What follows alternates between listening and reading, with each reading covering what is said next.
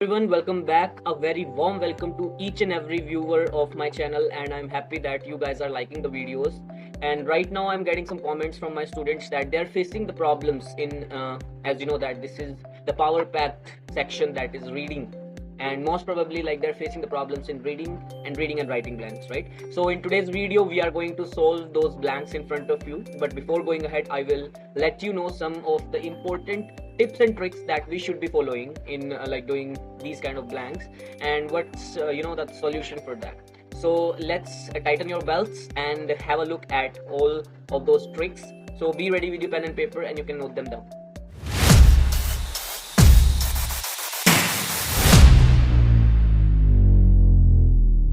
So let's start with very first of all we have some tricks जो हमारे like English के अंदर use होती हैं. As you know that like the basic ones are the sentences, क्योंकि sentence के बिना आपका कोई भी यहाँ पर जो है लाइक टास्क नहीं दिया गया. Either it is your write from dictations, summarise written text, या कोई भी चीज हो, राइट. तो आज हम ये जो ट्रिक्स हैं लाइक उनको जानने वाले हैं. As much as like you can get it out from there, you should get it. Otherwise like you can comment in the comment section. अगर आपको कोई भी प्रॉब्लम रहेगी तो आप comment section में मुझे comment कीजिएगा. I will definitely try to help you out, and I will definitely try to sort that problem out of that, right? So let's start it out. Like as you know that this is one of the basic things that we are going to learn in English anyhow when we start it out, right? सबसे पहले हमें पता होना चाहिए एक formula that is SVO, in which S means subject, V verb and O object. Because ये जो formula है ये आपको हर टास्क में मिलने वाला है, as I have already mentioned it. So उसको सोल्व करने के लिए आपको मतलब कहाँ पे क्या यूज करना होता है, हमें कुछ टेंसेज की नॉलेज होनी चाहिए. But tenses are basically the tension that we have been taking since our childhood, and we are not yet cleared about that like कि टेंसेज होते क्या हैं, right. So let me tell you that tenses के लिए आपको just एक table याद रखनी है, just like this PPF, I mean present past and future, and over here I, C and P, मतलब indefinite, continuous and perfect. So these are their helping verbs that we are going to use, like do, does, did, will, is, am, are, was, were, will be, has, have, had and will have. Because यहाँ पर आपको दिख रहा होगा कि do, does ये कौन से टेंस में आ रहा है. यहाँ पर अगर आप देखें तो इसको प्रेजेंट इंडेफिनिट, जो ये वाला टेंस बन रहा है हमारा, राइट. और अगर उसके बाद मैं बात करूँ तो was, were ये टेंस होगा आपका पास्ट कॉन्टिन्यूअस. और आपको यहाँ पर नंबर्स भी नजर आ रहे होंगे 1 2 3 4 5 जैसे. So these are the forms of the verb that we have in English. Basically हमें 3 वर्ब्स पढ़ाई जाती है इंग्लिश के अंदर, just like go, went, gone, do, did, done. But I teach my students just like the 5 forms, right. तो अब आपके मन में शायद ये क्वेश्चन आ सकता है कि हमें 3 फॉर्म्स तो याद नहीं होती, तो 5 कहाँ से याद होंगी. लेट मी टेल यू, आपको 5 में लास्ट की 2 जो मैं बताने वाला हूँ वो इजीली याद हो जाएंगे as compare to first, second और थर्ड. हालांकि फर्स्ट तो हमें दी होती है और सेकंड, थर्ड हम याद कर सकते हैं बहुत इजीली, और फोर्थ, फिफ्थ तो आपको मतलब कोई ज्यादा हार्ड एंड फास्ट रूल लगाने की नीड नहीं है. देखिए वर्ब्स को पहचानने के लिए मैं आपको सिंपल बताता हूँ, बट उससे पहले एक सब्जेक्ट्स को जान लेते हैं. जो सब्जेक्ट्स होते हैं वो 3 तरह के होते हैं, like singular, plural and exceptional. जैसे सिंगुलर्स के अंदर हमारा जो आता है which is he, she, it और एनी सिंगुलर नेम, और उसके साथ कुछ आप डिटर्मिनेंट्स ले सकते हैं, डेमोन्स्ट्रेटिव प्रोनाउंस बोल देते हैं इनको, दिस, दैट. और प्लूरल्स जो होते हैं, प्लूरल्स के अंदर आपको ध्यान रखना है we, they, these and those. And exceptionals जो होते हैं, मतलब एक्सेप्शनल्स मतलब अलग से, उसमें हम यूज करते हैं mostly I and you, right. तो ये सब्जेक्ट्स जो हमारे हो सकते हैं जो हमें इंग्लिश के अंदर मिलते हैं, और शुरुआत इन्हीं सेंटेंसेस में, जो भी कोई सेंटेंस होगा उसकी जो शुरुआत होगी वो इन्हीं सब्जेक्ट से होती है. तो आपको ध्यान रखना है कि ये सब्जेक्ट्स आपके कांस्टेंट हैं. And apart from that we have the verbs. Verbs के लिए मैं आपको सिंपल ट्रिक बता देता हूँ कि वर्ब की जो फर्स्ट फॉर्म होती है वो हमेशा ना से देखी जाती है. जैसे आपको बताया कि सी का मतलब क्या होता है, SEE. कमेंट बॉक्स में आप पॉज करके वीडियो को मुझे बता सकते हैं कि सी का मतलब देखना होता है, टॉक का मतलब बात करना होता है, ईट का मतलब खाना होता है, रीड पढ़ना, स्लीप सोना, ड्रिंक पीना, ईट खाना, मतलब सब में लास्ट में ना लगता है. तो वर्ब की आपको अगर रिकॉग्निशन करनी है तो फर्स्ट फॉर्म हमेशा ना से एंड होती है, जिसके अंदर अगर आपको मैं सिंपल ट्रिक दूं तो वर्ब्स हमेशा टू के साथ या मोडेल्स के साथ लगती हैं. और उसके बाद अगर मैं बात करूं, जैसे टू आपको बताइए I want to go, I want to play, और जैसे होता है तो उसमें आपको हमेशा फर्स्ट फॉर्म यूज करनी होती है वर्ब की. इसी तरह से जो सेकंड फॉर्म होती है उसमें ज्यादातर ईडी, डीईडी लगता है. थर्ड फॉर्म में भी अगर सेकंड में ईडी, डीईडी आ रहा है तो थर्ड फॉर्म में भी ईडी और डीईडी लगता है. इसकी पहचान चुका, चुकी, चुके, जैसे खेल चुका, खा चुका, देख चुका, पढ़ चुका, मतलब इसके द्वारा की जाती है. और अगर मैं फोर्थ फॉर्म की बात करूं, मोस्टली इसके अंदर, मोस्टली क्या ऑलवेज इसके अंदर आईएनजी कैरी होता है at the end, just like going, playing, eating, flying, sleeping, whatever. और जो फोर्थ फॉर्म होती है यहाँ पे आपको दिया गया कि इनके बाद लगती है, आप अपना स्क्रीनशॉट ले सकते हैं इसका, बी की फॉर्म्स के बाद, और कुछ प्रेपोजिशंस होती हैं, कुछ वर्ब्स होती हैं. फिफ्थ फॉर्म में ता है, ती है, ते हैं, ताहूं, इस तरह से लगता है, और वो सिंगुलर्स के साथ मोस्टली आती हैं. जस्ट लाइक टीचर्स, अगर आपको याद रखना है कि इधर प्लूरल का सब्जेक्ट होगा तो वर्ब में एस नहीं आता, अगर टीचर होता तो टीचीज होगा, क्योंकि मोस्टली स्टूडेंट्स को ये प्रॉब्लम रीडिंग ब्लैंक्स में और डिक्टेशंस में आती ही आती है, राइट। और ये 5 फॉर्म्स की मैंने आपको एक प्रेजेंस दी है कि कैसे लगती है, just like play, played, played, playing, place, मतलब खेलना, खेला, खेल चुका, खेल रहा, खेलता है। और जो मेरी ट्रिक रहती है इसको पहचानने की, दैट इज ना ई चुराता है, ना ही चुराता है, like eat, ate, eaten, eating, eats, खाना, खाया, खा चुका, खा रहा, खाता है, खाती है, खाते हैं, इस तरह से, राइट। तो उसके बाद कुछ मेरी ट्रिक्स रहती हैं पार्ट्स ऑफ अ स्पीच के लिए, जो पार्ट्स ऑफ अ स्पीच हमारे कैरी होते हैं इंग्लिश के अंदर, just like nouns, verbs, adjectives, adverbs, conjunctions, prepositions, interjections. तो मैं उसके लिए एक ट्रिक लेकर चलता हूँ गाइस, ये आपको पूरे इंटरनेट पर नहीं मिलने वाली है, I can bet on this. अब आप ध्यान से देखिएगा कि मैं इसमें करवा क्या रहा हूँ। देखिए, एक फैमिली है नाउन और वर्ब की, जो हस्बैंड वाइफ है, और उनके 4 बच्चे होते हैं, adjective, adverb, conjunction and preposition. Adjective सबसे बड़ा लड़का है और वो घर में रिस्पॉन्सिबल होता है। एडवर्ब एक उसकी छोटी बहन है, एडजेक्टिव की, जो डिमांडिंग है। कंजंक्शन एक छोटा लड़का है जो आवारा होता है, और प्रीपोजिशन सबसे छोटी लड़की है घर की, जो लाडली होती है, पापा की एंजल जिसको बोल सकते हैं, राइट। तो एडजेक्टिव जो होगा उसकी रिस्पॉन्सिबिलिटी होती है अपने फादर को फॉलो करना, मतलब एडजेक्टिव हमेशा नाउन्स को फॉलो करते हैं। एडवर्ब्स डिमांडिंग है तो नाम में एड और वर्ब आ रहा है, मतलब ये एडजेक्टिव और वर्ब से डिमांड करती है, मतलब इसको अगर कुछ भी चाहिए होता है तो या तो मदर के पास जाती है या भाई के पास, मतलब एडवर्ब्स एडजेक्टिव्स या वर्ब्स के लिए लगती है। कंजंक्शन आवारा है, ये घर में नहीं टिकता बेचारा, तो ये ज्यादातर बाहर रहता है और ये 2 फैमिलीज को जोड़ने का काम करता है। प्रीपोजिशन घर की सबसे छोटी लड़की है, ये बिना कहे इसकी डिमांड पूरी हो जाती है क्योंकि पापा की लाडली है, तो नाउन्स के पास मिलती है। तो ये कुछ स्टोरी है जिससे आप उनकी पोजीशंस को इजीली याद रख सकते हैं। अब उसके बाद आती है उनकी रिकग्निशन, वो मैं आपको बता देता हूँ, बट उससे पहले फॉर्मूला याद रखेंगे, आर्टिकल, एडवर्ब, एडजेक्टिव, नाउन। अब आर्टिकल का क्या खेल है, मैं किस तरह से लेकर चलता हूँ कि आर्टिकल इस पूरी फैमिली का एक सर्वेंट है, और वो सर्वेंट जब से है जब से नाउन छोटा सा हुआ करता था, मतलब ये लगा के चलिए कि उसने अपने मालिक को फॉलो करना है, मतलब नाउन को फॉलो करता है आर्टिकल, या आर्टिकल फॉलो करता है नाउन को। अब नाउन को एक और चीज उसका रिस्पॉन्सिबल जो लड़का है वो फॉलो करता है एडजेक्टिव, और एडजेक्टिव को एडवर्ब। तो ये फॉर्मूला आप याद रख सकते हैं अ वेरी गुड बॉय की फॉर्म में।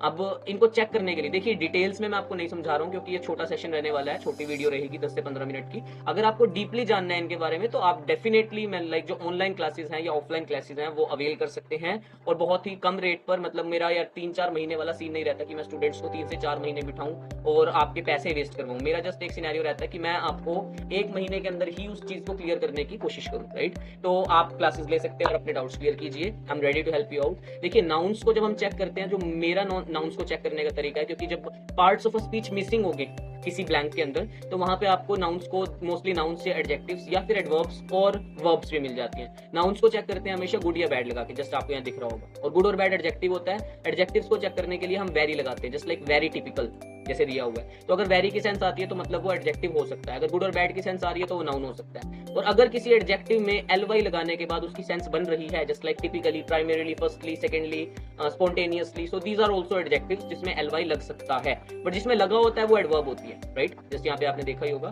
और कुछ आपके ऐसे वर्ड्स होते हैं, इनको कंजंक्शंस बोलते हैं, जो बीच में सेंटेंसेस को जोड़ते हैं, just like that, who, which, where. I know a person who is tall, I have seen a building that was very tall. मतलब बीच में जोड़ने के लिए जो यूज होते हैं उनको कंजंक्शंस बोलते हैं, ठीक है। और उसके बाद प्रीपोजिशंस, आपको थोड़ा सा आइडिया होना ही चाहिए। प्रीपोजिशंस होती है जैसे of, in, at, above, under, जो पोजीशंस को बताए, जस्ट लाइक दिस। और इन वाली के बाद फोर्थ फॉर्म आती है, मैंने आपको बता दिया। टू के बाद फर्स्ट फॉर्म आती है।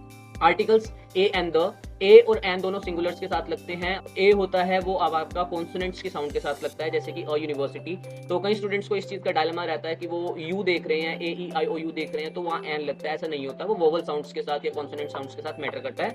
ए लगता है सिंगुलर्स के साथ कॉन्सोनेंट साउंड्स में, एन लगता है सिंगुलर्स के साथ वोवल साउंड्स में, जैसे अलमीरा, अम्ब्रेला, ऑनरेबल मैन। तो डजंट मैटर कि वहाँ पे ए है, ई है, साउंड्स को चेक करना है। सेम गोज हमारा द जो होता है वो सिंगुलर प्लूरल दोनों के साथ लगता है और पर्टिकुलर थिंग्स के साथ लगता है। उसके बाद कुछ आप ध्यान रख सकते हैं कि हमारे कुछ प्रोनाउंस होते हैं, जैसे his, her, its, our, their, my, और इनके बाद हमेशा नाउन आता है, क्योंकि यहाँ पर भी ब्लैंक मिल जाता है, मतलब इस प्लेस पे। जैसे वो देगा हिज, हिज के बाद ब्लैंक देगा, तो आपको नाउन्स ढूंढने होंगे, और नीचे अगर 4 नाउन्स दिए हैं तो आप उसमें से सिलेक्ट कर सकते हैं। ये मोस्टली काम करता है आपकी डिक्टेशंस के अंदर, लिसनिंग ब्लैंक्स के अंदर, या रीडिंग के ब्लैंक्स के अंदर। रीडिंग राइटिंग में मैं नहीं कहूंगा क्योंकि वहां पर सिमिलर से ऑप्शन आते हैं, ठीक है। तो चलिए अभी स्टार्ट करते हैं और हम इन ट्रिक्स के अकॉर्डिंग देखते हैं कि कैसे हम अपने रीडिंग ब्लैंक्स को सोल्व कर सकते हैं। मैं एक रीडिंग ब्लैंक करूंगा हार्ड वाला, और एक रीडिंग राइटिंग ब्लैंक करूंगा, जो आई एम नॉट सेइंग कि वो ठीक होगा, बट मैं आपको मैक्सिमम उसके अंदर चीजें बताऊंगा जो होनी चाहिए इसके अकॉर्डिंग।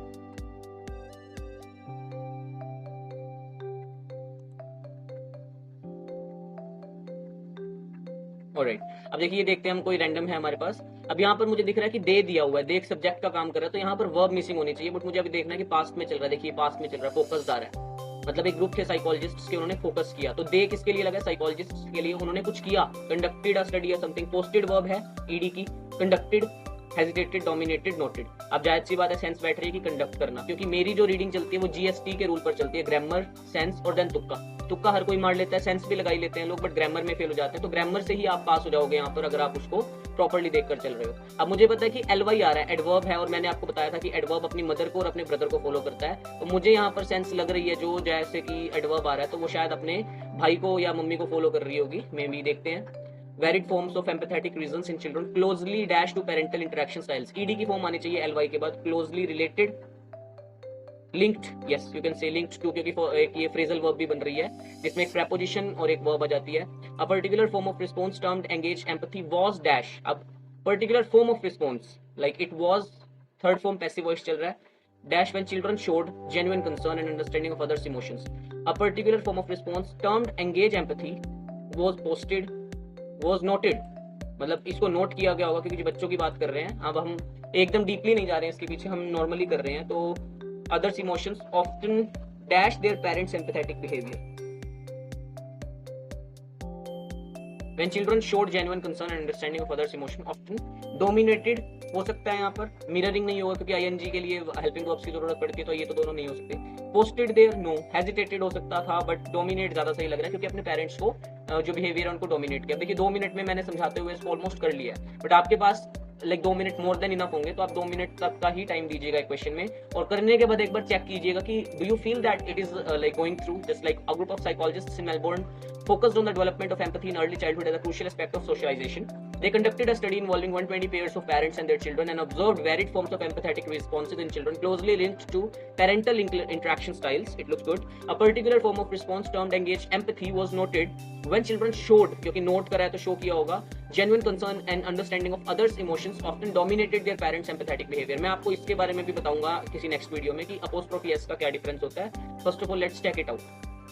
तो यहाँ पर हमारा एक गलत हुआ, that's okay, but we are going just with our grammar normally, right? Sense के ऊपर नहीं जा रहे हैं, तो आप 2 मिनट में 4 में से 3 भी लेते हैं तो it's more than enough. But ये कहना चाह रहा है कि वो मिरर कर रहे थे अपने पेरेंट्स के एम्पैथेटिक बिहेवियर को, that's also understood, right? So let's do another one and let me go on to the reading and writing blanks in which we are going to do any random question which is undone,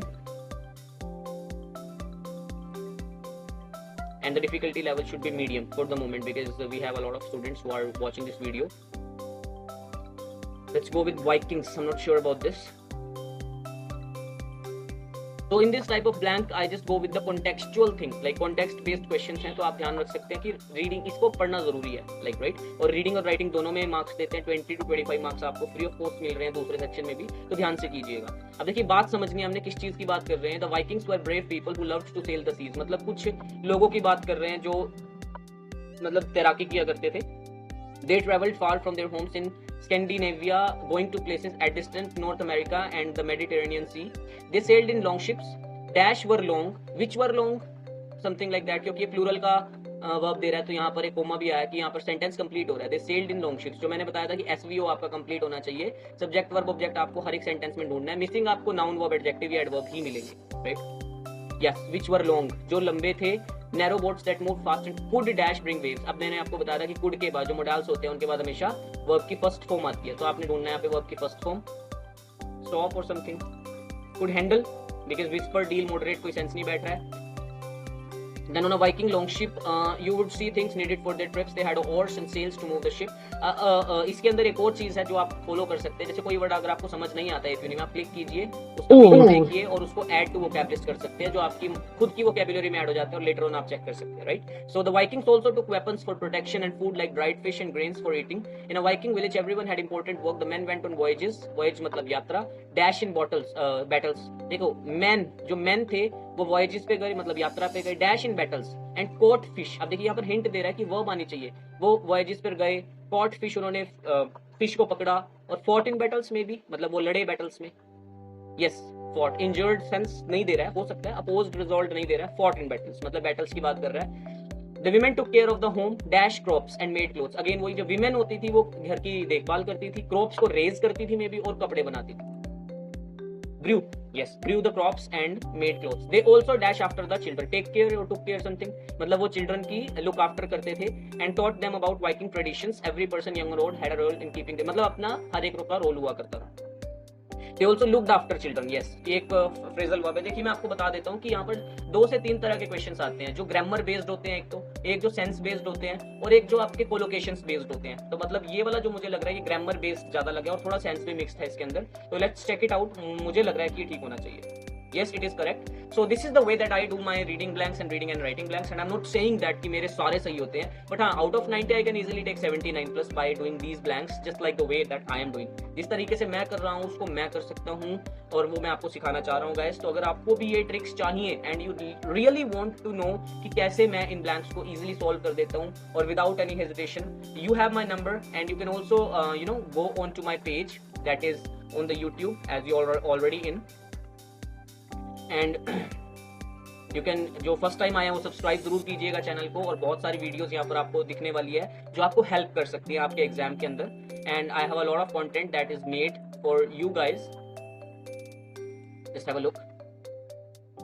so these are some of my videos जो आपको help करने वाली है, seriously help करने वाली है guys. But I am always there with you like as Ayush PT Elixir, and also I have my address that you can check on Google. So you can also call me on this number, and I am also on Instagram. You can follow me there as well. Facebook पर आप follow कर सकते हैं. So guys, thank you so much. I guess आपको clear हुआ होगा काफी कुछ जो मैं बताना चाह रहा था. आप इन जो रूल्स हैं उन्हें याद कर लीजिए. बट स्टिल अगर आपको कोई डाउट आए, कमेंट सेक्शन है आपके पास मेरा नंबर है, and you have my address as well. You can visit to me and clear your doubt. So thank you so much for being here in this video. I appreciate your time and patience. Have a great day.